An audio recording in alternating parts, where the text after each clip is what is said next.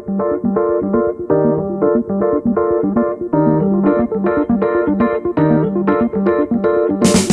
Betty Salonik, CEO and founder of Accelerate Investors. Welcome to our podcast, Chief Investment Officer Conversations, which brings to you what is on top of mind for the world's leading CIOs. In our conversations, we will explore their background, their current investment strategies, and their global outlook. In this episode, I interviewed Johara Farhadieh, the CIO and Executive Director of the Illinois State Board of Investment. She oversees a $20 billion defined benefit plan and a $4.5 billion deferred compensation plan.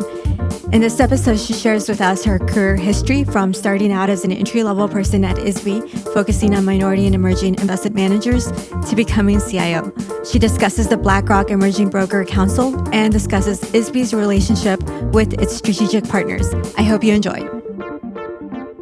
Thank you so much for joining us today. Why don't we begin with you telling us who you are and what you do? Great.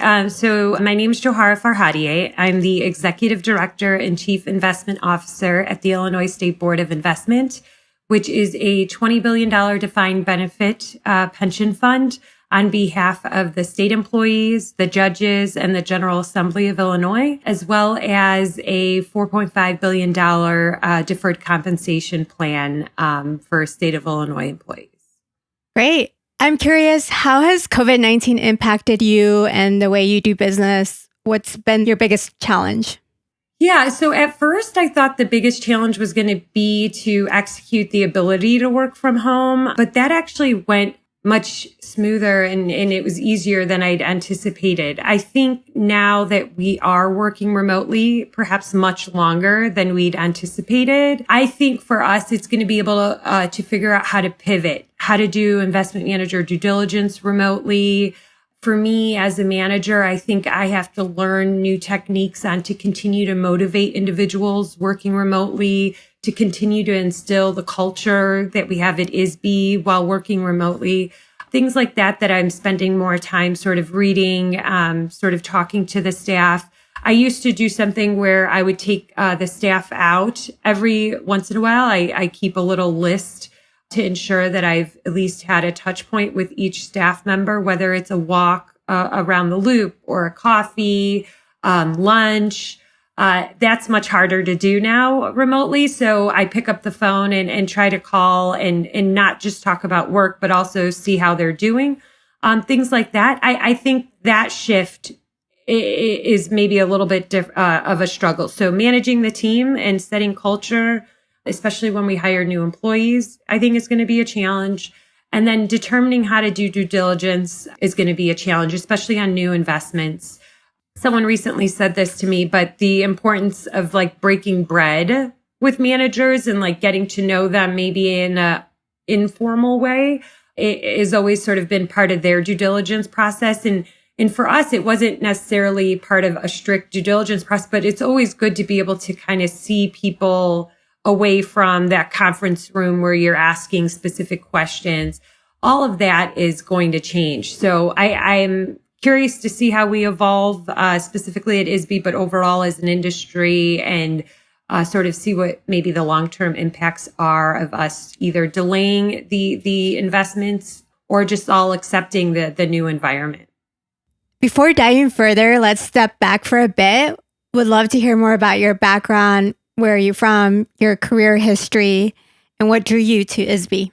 Sure. So I have my MBA from DePaul University. I also have my bachelor's degree in finance from DePaul University. I worked at a Taft-Hartley fund out of college, and that's probably where I met my first mentor. And that's where this mentor sort of insisted I get my MBA because they paid 100% tuition reimbursement, no retention contract, which is completely unheard of these days.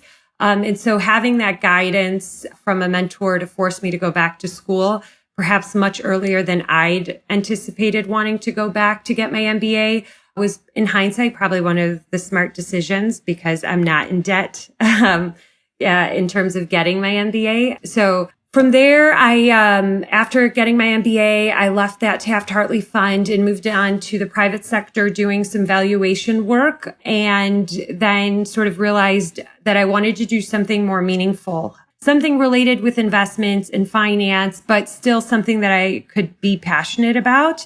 And the same mentor, Mark View, who pushed me to get my MBA, was the one that actually spotted the open position at the Illinois State Board of Investment and told me to submit my resume. And at that time, of course, as many of us do, I thought I wasn't qualified for the position. And of course, he just said, submit your resume. My understanding is that they were near the end of the interview process, but asked me to come in, and ultimately I got the job. So if I would have never submitted the resume, obviously, who knows? But that encouragement, again, from a mentor that had more sort of career experience, et cetera, helped guide me and sort of give me that push I needed.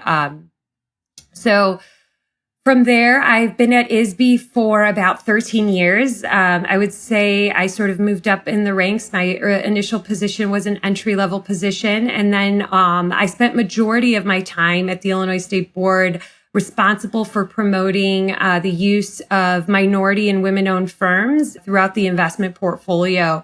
And that really is the main reason that I stayed so long at the Illinois State Board is because I felt like I was able to make an impact, make a difference, but also stay in an industry that I'm passionate about. So it was a perfect job for me at the end of the day because I felt like it had purpose, but I also appreciated learning and continuing to hone in my expertise as an institutional investor.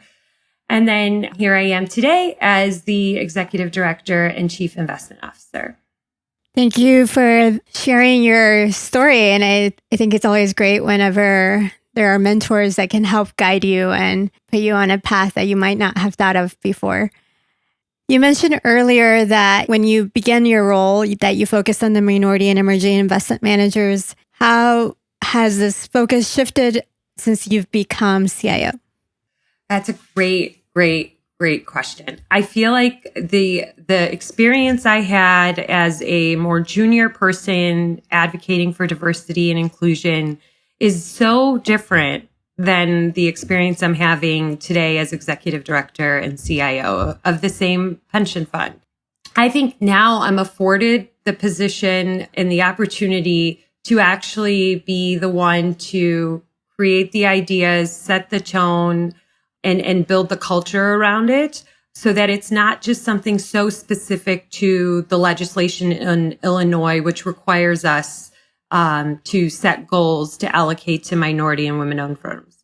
So I didn't realize the power I had in this position. And it's actually surprised me to see the reaction of the private sector when I asked certain questions in this role. So if I can give you an example, I think when I was in the more junior role, trying to advocate for allocating to minority and women-owned firms, it really felt more of like a process. This is what the legislation states, and we want to achieve our goals that are in our policy. So how do we get there? Step 1, step 2, step 3. Now that I have that experience under my belt and sort of aware of the lay of the land and understand the industry, I think I was given the opportunity to be more creative because ever since being in that role, as a whole, not just ISBI specific, not just Illinois pension funds, but as a nation in the financial industry as a whole, we have not moved the needle at all in the way of diversity and especially in the financial industry. We really have not moved the needle. And so the things that I started to focus on is how are we going to move the needle? Because we can continue down the same path at ISBI that we have been for the last 15 years. And we're probably going to be in the same spot 15 years from now if we do that. So what can we do? And I sort of racked my brain, and every now and then there would be like a small crack or a window that would open. And I'm like, this could be an opportunity. And the first opportunity came immediately as I was CIO of ISBI, and that was our RFP for a large passive investment manager. So in doing that, I came up with the idea of bundling all our passive assets to try and reduce the pricing. That was the first idea. So now there was going to be one provider versus maybe having multiple passive providers. because I knew that heft would give us the leverage and weight we would want in terms of negotiating not only fees, but other items like talking about diversity, asking for additional, perhaps risk-related software, any other sort of discretionary asset management that we might want. So it turned into this behemoth RFP that I thought would be valuable to any provider to want to obtain. And so the conversation became less about indexing, because we all know that indexing isn't necessarily that complicated in terms of selection of the asset manager. The conversation became about these other items, and one of the top items was diversity. And so part of ISBI's policy is to ask the investment managers to adhere to our goals, their best efforts in terms of minority brokerage. So whenever we retain a manager, we provide them with ISBI's policy, and there's a goal to trade, for example, 30% of trades, domestic equity trades with minority or women-owned broker-dealers. That's something we've been doing for like the last 15 years. I thought that was great and all, and I don't think that would have been an issue for any manager at the end of the day, especially at this point. What the question became was, we're not only interested in you trading ISBI's assets with these minority brokers, we want you to trade your entire book of business with minority brokers. Not so specific anymore of just ISBI, because in my mind, I have this motto: if it's good enough for ISBI, it's good enough for you. You know, there's no reason we should be carving out certain exceptions to meet these goals just because ISBI's asking you. And if you're comfortable doing it for us with our money, then you should be comfortable doing it with the rest of your business. And so I appreciated the response back from BlackRock. They created something called the Emerging Broker Council. And so their trading team is on that council. I am on that council, along with members of Loop Capital and Cabrera Capital, two minority-owned broker-dealers. And this way, I think you get a perspective from the institutional investor side. You get the perspective of the minority broker as well as the large asset manager. And I think if we move the needle there, eventually, I think the competition in this space will see what's being done and see that you're capable of doing it, and hopefully sort of have a ripple effect. And I'm optimistic, and I hope that is how you move the needle, is sort of coming and creating and thinking of it from a larger perspective, because as large as ISBI is, we're a small piece of the asset management world. And so I hope over time, conversations like this grow. It's not just ISBI talking to BlackRock, but maybe it's a lot more. And then we talk to the State Streets and Northern and all the other players in this space, and hope to affect change so that 15 years from now, we can actually have a different conversation. I think that's really great. And what you said, if it's good enough for ISBI, it should be good enough for their other clients. So that makes a lot of sense. I'm curious, how long has the Minority Broker-Dealer Council been functioning for? And then what change have you seen since then? Yeah, so it's a beautiful council. I think it's still fairly nascent, and we're sort of establishing what roles and what we want to do on the council. But ultimately, for me, the council is really to hold everyone accountable, all parties involved accountable. And so that level of transparency that I normally wouldn't get, I think, one, is what I'm getting from the council. But two, what I'm noticing is, like anything, there's always a hurdle.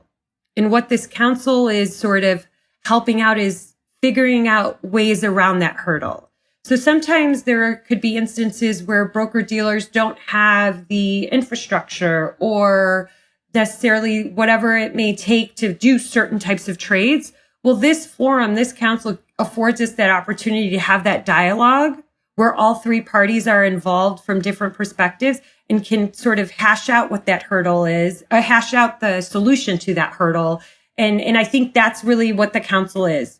I think it's sort of being able to find those ways around, what typically most people would say, oh, no, you don't have access, or you don't have that, then we can't use you to trade. This allows us to have that open dialogue. And perhaps there's certain trades that minority brokers are going to say, yeah, we're actually not interested in sort of going in that direction with our business. So, we respectfully understand why we wouldn't be selected, or actually we're working on this infrastructure. We need 6 months to set it up, so that these dialogues can happen by having this council. So like I said, it's evolving. But so far in the few meetings that we've had these kind of conversations, and my goal is to see an uptick over time. And I always hear Melody say, numbers don't lie. Melody Hobson from Ariel, and numbers don't lie. So just seeing what the numbers are today, I hope a year from now, those numbers are different. And there's an increase in that opportunity set. Given your role as CIO, what have you seen are some of the obstacles, and what could help propel that growth? It's a great question. So both like on brokerage and asset management, I feel like it's actually a project that we're sort of discussing how to operate. But one of our trustees, it's called the Williams Project. Her name is Jay Williams. And she asked me this similar question of, she posed it like, we're having the same conversation we had 25 years ago when I was in this industry. Like, why are we still having it? So, and she really wants data and numbers behind that, like not just sort of my idea as to, or my experience as to why this is happening. So for you, I can share with you my thoughts on why, but it is a project that we're trying to sort of figure out how we could get the resources to put the why with numbers and data behind it. I think leadership plays a big part in all of this. I think you need to have people from the top down asking for this and prioritizing. I've seen, and I'm definitely not going to name names, but I've spoken to other public funds. I've spoken to other institutional investors. This was not on their radar. Maybe today it's on their radar, which is great, but diversity and inclusion was not something that they even thought of, right? I mean, so if you're not talking about it, then you're not going to make change or prioritize it. In Illinois, it's been prioritized because there's legislation mandating it. So that's been the advantage. The disadvantage could be, and I don't necessarily know 100%, but by mandating it, there had to be a definition of what a minority and women-owned firm was. And so in Illinois, you have to be 51% owned and controlled by a minority, a woman, or a person with a disability, and be less than $10 billion. Again, these are my personal opinions, but I haven't really seen a large asset manager that's minority or woman owned that is comparable to anywhere near a BlackRock, a JP Morgan, Blackstone, any of those. Like, so when you're saying you're capping it at 10 billion, and I understand there's a lot under there so for me, when you define it like that, it creates issues, but I respect and understand why there needs to be a definition for it. I also think by saying it has to be 51% owned and controlled, that's great. That's one way of sort of advocating and giving opportunities to diverse firms. But there's also, I feel like we need to have consideration on other aspects, the diverse staffing and workforce and hiring, all of that. So it could be a majority owned firm, but if it's a very diverse firm at the end of the day that's creating these opportunities for someone to ultimately leave and start their own, so I feel like by, again, the definition, it's narrow. We're being somewhat narrow in our thought process in Illinois. And so you end up feeling like you're checking the box to certain sort of, am I meeting the criteria outlined in the legislation versus the spirit of the legislation, why that legislation was put in place in the first place. And so someone like me, I'm going to naturally try and understand that this is the spirit of the legislation. I'm going to adhere to it, of course, by law, but I'm also going to have to think outside the box. And that takes me to the BlackRock discussion I had with you. And I have other ones that I'm working on the asset management side that I hope disrupt and move the needle. Thank you for sharing that. And I'm excited to hear about what other conversations you're going to be having. And Accelerate Investors says we want investment management to be more representative of our diverse population. And I agree with you about not necessarily having certain caps because we just want investment management to be more diverse. And whether that is at the majority owned firms so that one day a person of color can leave and start their own fund. I think that's very important. Now, moving on to learn more about ISBI's investment strategy. Many asset owners have moved away from fund of funds, but ISBI largely uses fund of funds. Can you share with us the thinking behind this strategy? Yeah, that's a good question. I view it a little differently than necessarily fund of funds. They're fund of fund like structures, but really it's just ISBI it's an ISBI separate account. So at the end of the day, all the relationships are ISBI's. The assets are all under ISBI. So it's a little different of a structure. I also understand that when you think of fund of funds and the added layer of fees, that sort of comes into play. I think there's a unique situation at ISBI that we were able to take advantage of the relationships we have. We have really good relationships with these strategic partners that we structured these fund of fund like products with. We built strong relationships that we'd already had with these partners, and the fees that we're paying today are really no different than the fees we were paying prior. Whether it was a consulting relationship or a hedge fund structured relationship, the fees didn't increase. We just took advantage of the resources that they have. They're the ones with boots on the ground, doing manager due diligence, seeing the entire landscape. And so we took advantage of whatever resources and research capabilities they have by building out these discretionary relationships with them. So from a fee perspective, it's not much different than the fee we were paying. So that's one. I don't think, ISBI's not known for tolerating, fees. If you look at the operating budget and ultimately the, investment fee budget, it's overall, we operate on a 15 basis point budget for investment management fees and operating. So it's a very lean but effective and efficient team. So I think that would be the first sort of misconception around that is the fund to fund sort of structure and layer. What we wanted was to align the interest of the general consultant with ISBI, first and foremost, versus manager selection and managers. I also, with no offense to general consultants, I feel like their fee, which, maybe they should ask for more, their fee is sort of, it doesn't sort of incentivize and give them the opportunity to build out manager selection and research in the same way that a firm that really is an advisor gets paid to do the same thing and do manager selection. Again, this is just based on my experience. Maybe I'm generalizing the general consultants, but I think the fee differential is so significant that something in the business model has to give. So what we did was align the general consultant with ISBI and have them be an extension of staff. And then we built on the advisory relationships to do manager selection. And it's worked out really well thus far for ISBI. Our public markets portfolio is doing really well.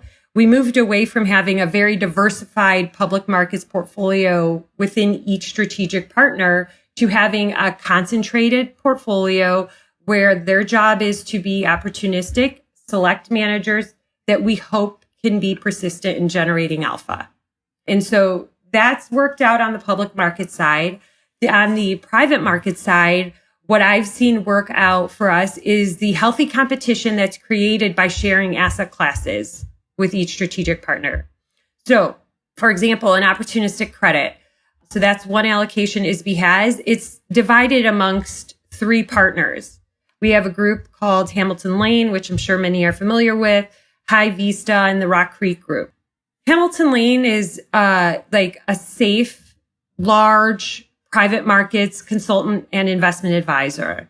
And so I think their size directs them a little bit in terms of what they see in the market, where I think a smaller boutique shop, again, I'm generalizing. So it's not to say that Hamilton Lane couldn't do whatever Rock Creek and High Vista can do, but it's in terms of like specialty and what is natural for that business. They're smaller boutique shops, High Vista and Rock Creek. So I think the firms that they underwrite are going to be slightly different. So it creates this opportunity set for ISBI to see the lay of the land, but it also creates a healthy competition where they all want their portfolio to be the best portfolio at the end of the day, especially if they know the clients right there being able to compare each one. So I'm a really big believer in this model. It's working out. Do I think it could be replicated and easily recreated? Probably not, because I think fees would play a significant role if I were to say ISBI, starting from scratch. I think we were fortunate enough to establish these relationships that we have. But I don't know that it's a model that could easily be replicated. What would surprise other asset owners about what's worked for ISBI's investment strategy? I don't know if this would be surprising, but, we do, like in our policy, we outline a 2/3 passive, 1/3 active sort of strategy.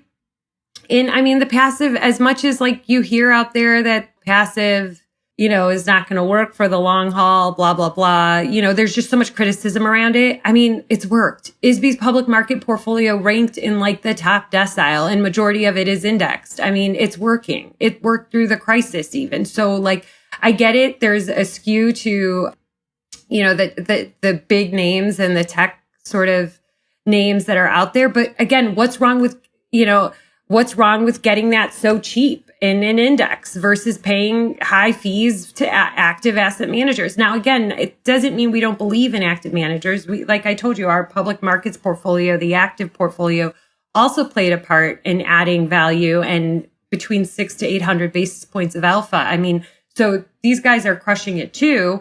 I'm just saying, I think there's always a lot of negativity around indexing, but it's fared well, especially for large institutional investors. I just don't think you get away without indexing. Thank you for listening to part 1 of my interview with Johara. Please stay tuned for part 2. I'm Betty Salonique, founder and CEO of Accelerate Investors, and you've been listening to CIO Conversations. You can follow Accelerate Investors on LinkedIn, Twitter, and Instagram. If you haven't yet, go to Apple Podcasts and subscribe, rate, and review this podcast. Thank you for listening.